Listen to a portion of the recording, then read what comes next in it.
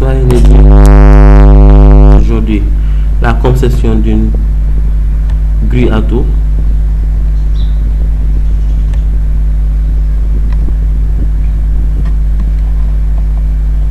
Notre grille à tour sera animée de 3 mouvements: OS, levage, trolley, translation, et le troisième mouvement, la rotation. Chaque mouvement est animé par un moteur hydraulique.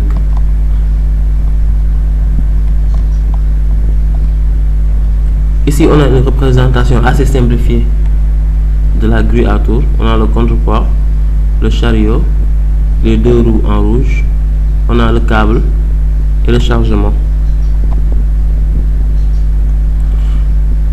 Le chariot va se déplacer suivant la direction backward-forward. Backward-forward ne sont rien d'autre que des capteurs de fin de course. Ici, le chariot est près de forward. Le deuxième mouvement, qui est le mouvement de OS de levage,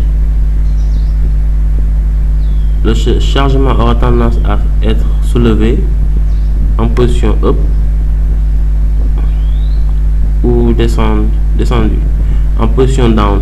Up et down sont des capteurs de fin de course. Ils sont généralement situés au niveau du cam switch qui se trouve près du tambour de levage.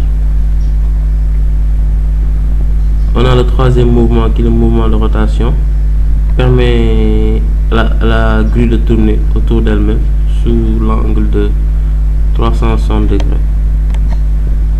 Sans pour autant tarder, on va commencer à faire la simulation. J'ai fait le dessin, j'ai fait le schéma hydraulique de la grille à tour à l'aide de logiciel Automation Studio. Ici, on a le mouvement, on a le moteur OS, moteur de levage. On a ici le moteur trolley, translation. Et j'ai mon troisième moteur. J'ai mon troisième moteur qui est le moteur de rotation. On va commencer par expliquer le moteur de levage. J'ai mon moteur de levage qui a une cylindrée de 0,20 litres par révolution par tour et une couple externe de 330 Nm. On va commencer la simulation.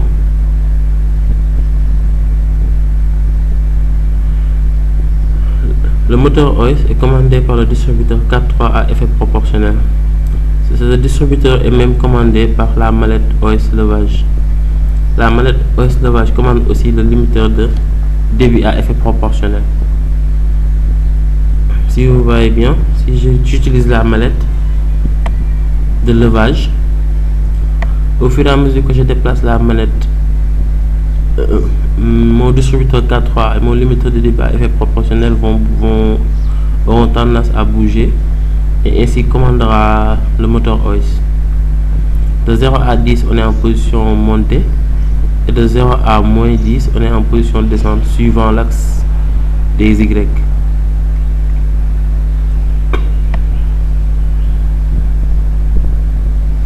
Montée.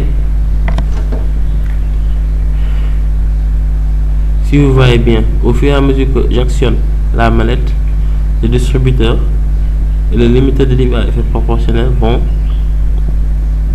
vont changer de position.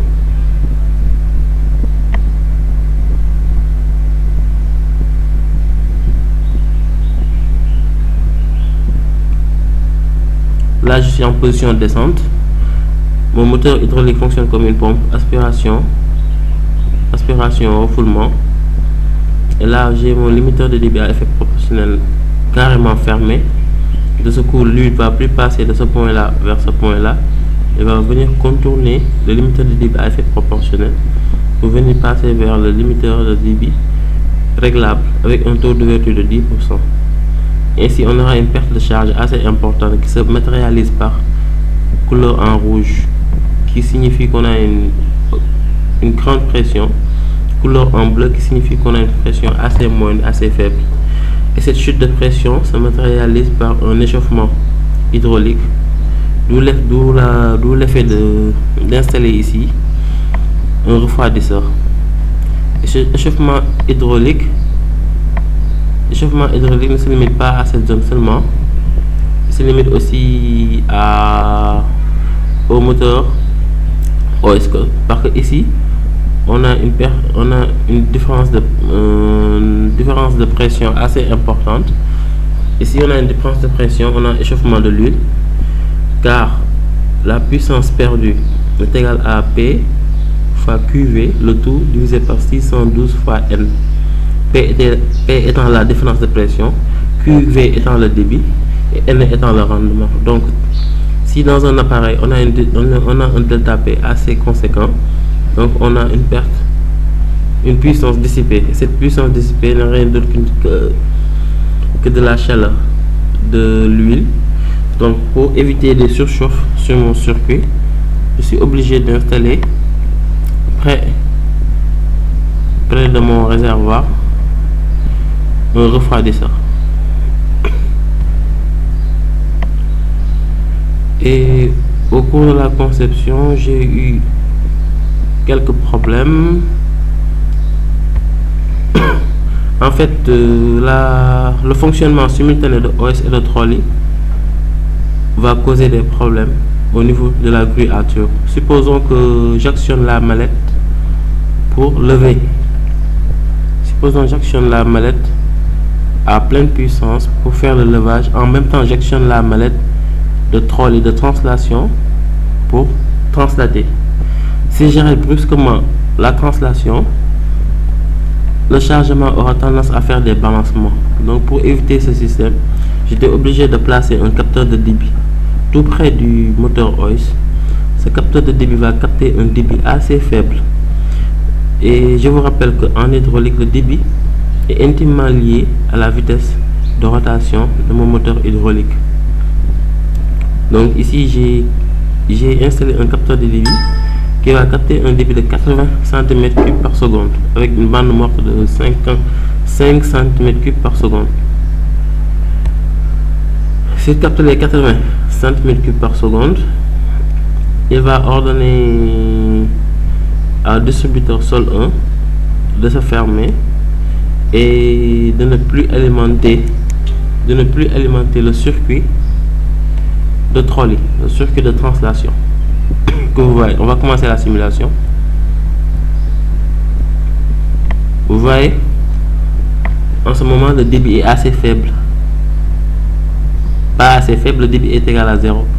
Le débit est 0, le débit est inférieur à 80 cm3 par seconde. Donc le distributeur Sol 1 est activé. Une fois que le débit dépasse les 80 cm3 par seconde, le distributeur est désactivé, permettant ici l'arrêt de passage de l'huile au circuit de translation. Donc pour un débit assez faible, je dis à mon distributeur de laisser passer l'huile pour que la translation puisse se faire. Si la vitesse de levage est assez faible, donc on a un débit faible. Pour un débit faible, je dis que l'huile pourra passer au niveau de la translation pour que la translation puisse se faire. Maintenant, si le levage est la vitesse de levage est assez importante, je dis à mon capteur de débit d'envoyer l'information au distributeur Sol de faire l'arrêt de passage d'huile au niveau du circuit de translation. Si vous regardez bien, j'utilise la manette OS levage. Regardez bien la manette OS levage par rapport au comportement de Sol 1. Si j'utilise la mallette, le Sol 1 ne change pas le comportement. Le débit est assez faible. Vitesse de levage assez faible, 5,48 tours par minute. Je continue à soulever tout doucement.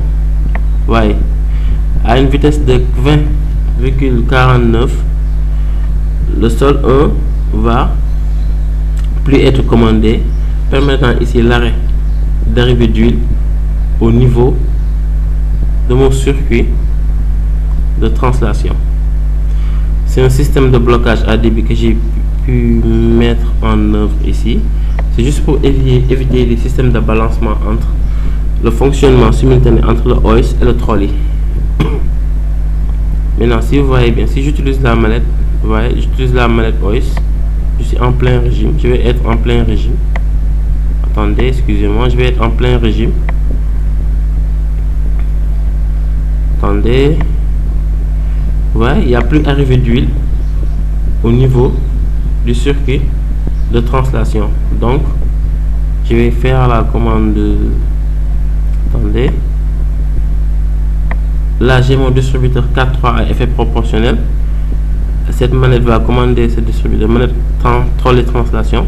Je vais cliquer dessus. Et je monte. Si j'actionne la mallette, le distributeur va se déplacer progressivement suivant le déplacement de cette mallette. Vous voyez, même si le distributeur se déplace, il ne pourra pas bouger car il n'y a pas d'arrivée d'huile au niveau du moteur trolley.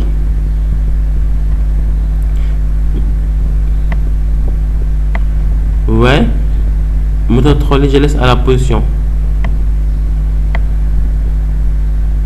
J'utilise la mallette trolley. Là, il est en pleine ouverture, vous voyez bien.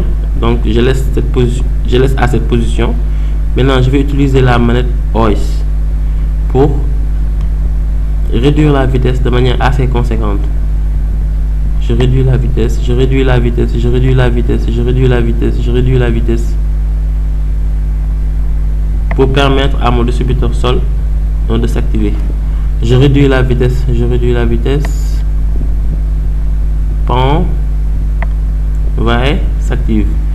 Et on monte un peu pour voir si mon moteur tourne. Ouais, mon moteur trolley tourne.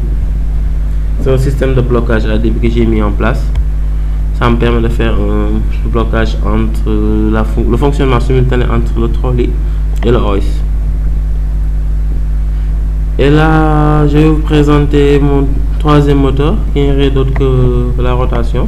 Attendez, avant de commencer la simulation, je vais mettre la manette translation en position centrée arrêt. Voilà, position centrée arrêt. Ok, maintenant je vais commencer à faire la simulation sur le troisième moteur, le troisième mouvement de rotation. On a un mouvement de rotation, moteur unidirectionnel commandé par un distributeur 4.3 à effet proportionnel. Bon, je suis désolé, j'ai pas pu me trouver mieux que ce distributeur là. Normalement, un distributeur 4.2 ou 3.2 ferait l'affaire, car ici j'ai un moteur unidirectionnel. Donc, faute de bord, de moyens, j'ai pas pu trouver de distributeur adéquat pour commander mon moteur rotation. Donc, j'étais obligé de prendre ce distributeur là. 4.3, je vais pas le choix, mais en conception normale il faudrait se trouver un distributeur 4.2 ou 3.2, ça ferait largement l'affaire.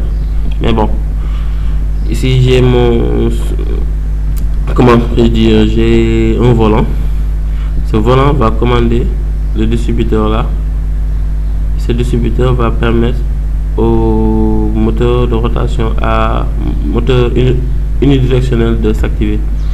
Vous voyez ici, j'ai un moteur qui a une cylindrée de 0,15 litres par révolution, une couple externe de 500 Nm qui est assez conséquente. Donc là, il y a un couple externe de 500 Nm. Donc ici j'ai eu un problème aussi, problème de conception. Ça n'arrivait pas à tourner et j'ai pu faire des recours. Vous voyez, attendez.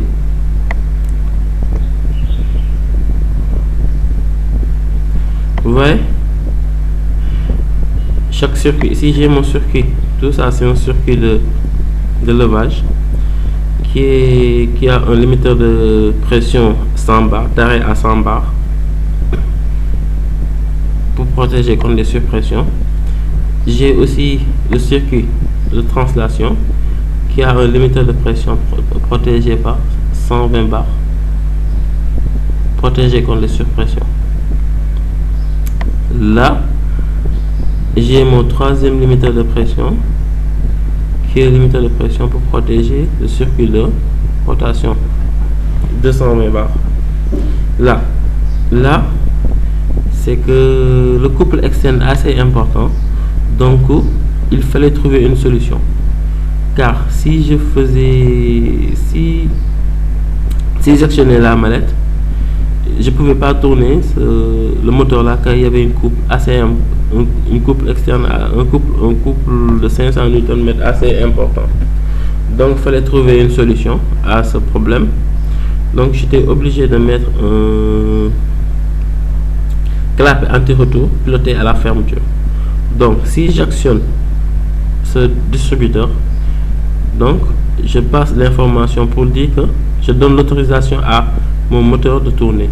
En donnant l'autorisation au moteur de tourner, il fallait trouver une pression assez importante à l'amont pour pouvoir faire tourner le moteur. Et cette pression ne pouvait pas être atteinte tant que ce limiteur de pression là 100 bars et le limiteur de pression 120 bars sont actifs dans mon circuit hydraulique. Donc il fallait inhiber l'action des 100 et des 120 bars. Donc pour ce faire, j'ai placé ici un nœud. Donc il y aura arrivé huile si je commande le distributeur là. Donc si je commande le distributeur là, j'ai l'intention de faire tourner le moteur unidirectionnel. Si j'ai l'intention de faire tourner le moteur unidirectionnel, donc il faut que j'inhibe l'action des 100 bars et l'action des 120 bars sur mon circuit hydraulique. Donc pour faire cette inhibition, j'ai mis juste un nœud là. Donc si je commande le distributeur 4.3 pour la rotation, l'huile va venir, vous voyez bien, par effet pilotage, va venir piloter mon clapet anti-retour à la fermeture. Ce clapet anti-retour à la fermeture, ici le circuit est fermé, donc il y aura plus passage d'huile entre ce point là et ce point là. Donc mon limiteur de pression est inhibé dans ce circuit. J'ai fait idem aussi pour le limiteur de pression à 120 bars. Si vous voyez bien, il va inhiber ce clapet anti-retour piloté à la fermeture, et ainsi il n'y aura plus passage d'huile de ce point là vers ce point bas là. Donc les 120 bars ne vont plus fonctionner dans ce circuit. Donc si les 100 et les 120 bars ne vont plus fonctionner dans ce circuit, donc il y aura augmentation de la pression.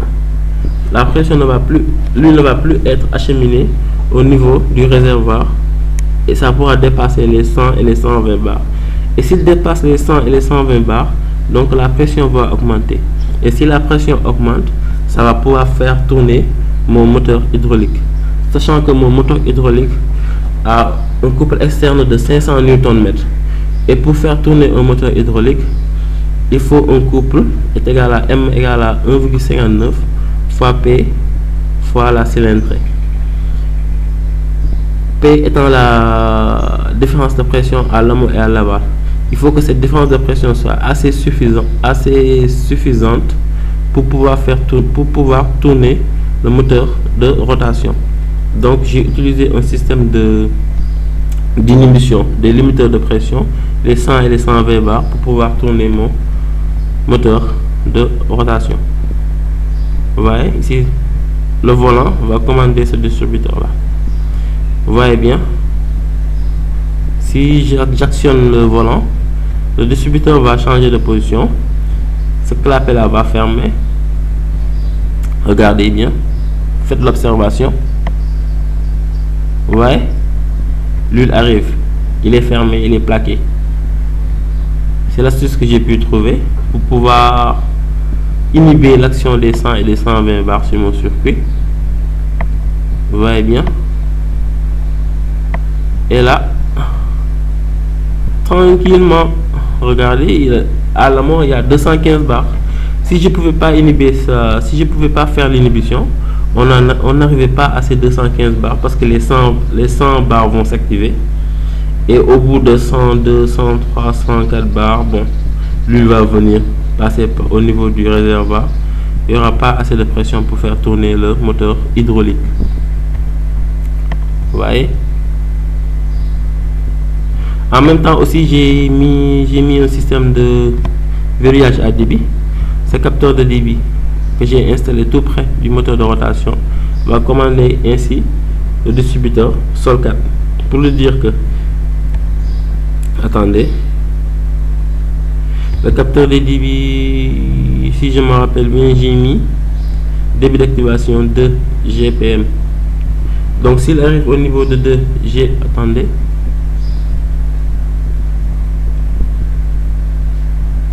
en ce moment le débit est inférieur à 2 GPM. Donc s'il arrive au niveau de 2 GPM, il envoie l'information Sol4 de se désactiver. Ainsi, à petite vitesse de rotation, j'ai voulu que à grande vitesse, que ce que j'ai voulu faire ici, c'est qu'à grande vitesse de rotation du moteur de rotation, que vous voyez bien, lui va venir là, va alimenter le circuit de trolley et le circuit de translation. Donc j'ai voulu qu'à vitesse, à moyenne et grande vitesse, que le levage et la translation ne puissent pas se faire. Donc ainsi je vais sécuriser la grue.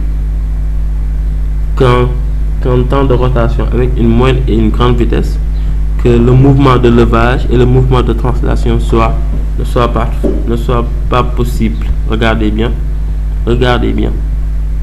Donc s'il arrive à 2 GPM, le Sol4 va se désactiver.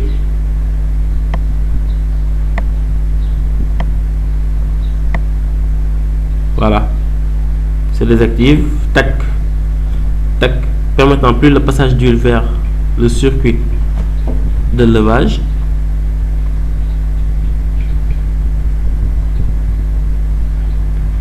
Et aussi le circuit de translation.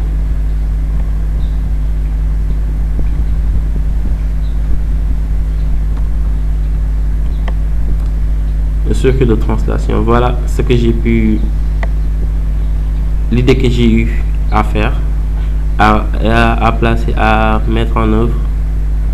Ouais, la grue tourne autour d'elle-même et il n'y aura plus possibilité de faire les mouvements de levage et de translation. Donc quand la grue tourne autour d'elle-même, le levage n'est plus possible, la translation n'est plus possible. Donc pour des raisons de sécurité, de balancement gauche à droite, éviter que les personnes ne se blessent, que les gens ne se blessent, que les matériels se gâtent, j'étais obligé de faire un système de sécurité pour la grue à tour. Je vais me positionner à 0. Bon, je vais mettre ici 0, je vais pas me fatiguer. Ouais, et là j'ai mis un, comment pourrais-je dire, à partir de ce système de verrouillage, à débit me permet tout juste de faire une économie sur la pompe. En fait, si je n'avais pas mis un système de verrouillage assez conséquent au niveau de système de verrouillage à débit, permettant le fonctionnement simultané, l'arrêt du fonctionnement simultané entre le hoist et le trolley, où la rotation et le hoist et le trolley. Donc si ces trois moteurs fonctionnaient simultanément, donc la pompe va dépenser plus. Si la pompe dépense plus, donc il va dépenser de l'énergie au cours de son fonctionnement, et ainsi je fais d'économie d'énergie. En même temps, je fais la sécurité aussi. C'est très important de faire une économie d'énergie. Et ce système de blocage à débit aussi est intéressant. Pourquoi? Parce que supposons que les trois moteurs fonctionnent en même temps. Tantôt je vais parler de delta P. Le delta P va occasionner une puissance, comment pourrais-je dire, l'apparition de la chaleur. Supposons que les trois moteurs fonctionnent normalement, fonctionnent simultanément, autant pour moi. Il y aura un delta P au niveau de chaque moteur. Et s'il y a un delta P au niveau de chaque moteur, retour d'huile, vous voyez bien, ici il y a un retour d'huile. Il y a le retour d'huile au niveau du circuit de, comment pourrais-je dire, du circuit de levage. il y a retour d'huile au niveau du circuit de translation, de trolley. Vous voyez bien, il y a un retour d'huile. Il y a un retour d'huile au niveau du circuit de translation. Il y a aussi un retour d'huile au niveau du circuit de rotation. Donc il y a un retour commun des trois moteurs. Supposons on a un delta P au niveau de chaque moteur. Ces trois moteurs vont fonctionner simultanément. Donc à la sortie du moteur, il y aura accumulation de chaleur assez importante car il y a eu un delta P. Et s'il y a fonctionnement des trois moteurs simultanément, il y a plus de chaleur que si un moteur fonctionnait de manière isolée. Donc si les trois moteurs fonctionnent simultanément, on a une température ici beaucoup plus importante que si un moteur fonctionne seulement. Donc avec ce système de blocage à débit, et si la température ici n'est pas élevée, donc mon refroidisseur va fonctionner. Je vais pouvoir commander un refroidisseur moins puissant que si j'avais trois moteurs qui fonctionnent simultanément. Si trois moteurs fonctionnent simultanément, je vais devoir dimensionner un refroidisseur beaucoup plus puissant que si je fonctionne avec un seul moteur. Donc c'est du point de vue énergétique de conception que j'ai pu mettre en place ce système de blocage de débit.